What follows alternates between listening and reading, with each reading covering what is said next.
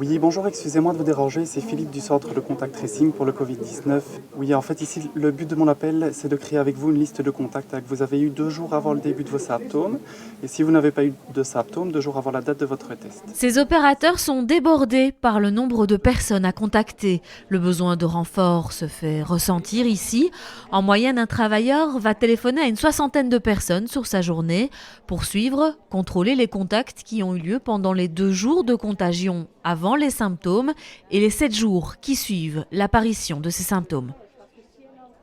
Ça dépend de la durée des appels, bien sûr. Il y a les AA, donc les patients index, qui prennent beaucoup plus de temps.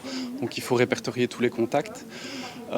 Et alors, il y a les contacts qu'on appelle également pour les prévenir qu'ils ont été en contact avec quelqu'un de positif. Et là, ça prend moins longtemps. Mais voilà, c'est entre 60 et 70 appels par jour.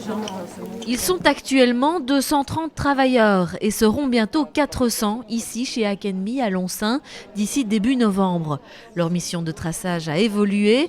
Avec le temps, les conseils sont devenus les bienvenus, de même que la capacité de rassurer ceux qui paniquent d'avoir été en contact avec d'autres positifs.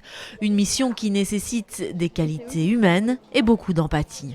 Notre but, ce n'est pas d'annoncer le résultat, mais donc ils le savent déjà avant notre appel normalement. Les médecins les préviennent avant.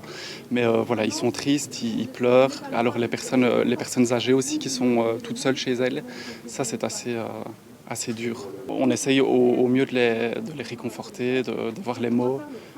Voilà. C'est très social comme mission.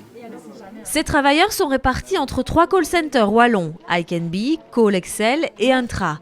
Certains d'entre eux ont perdu leur travail à cause de la crise Covid, d'autres étaient au chômage ou encore sortaient des études et ont trouvé ici un tremplin.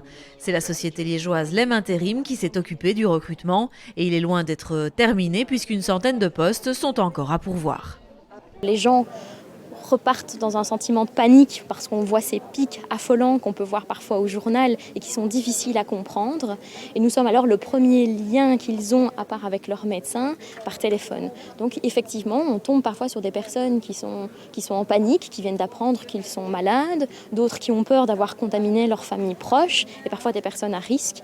Donc on est là également effectivement pour les rassurer, les conseiller et les accompagner à traverser tout ça. C'est d'ailleurs pour ça qu'on recherche des profils, non pas vendeurs comme on peut d'habitude trouver dans un contact center, mais vraiment des profils plus à l'écoute, beaucoup plus empathiques et beaucoup plus sociaux.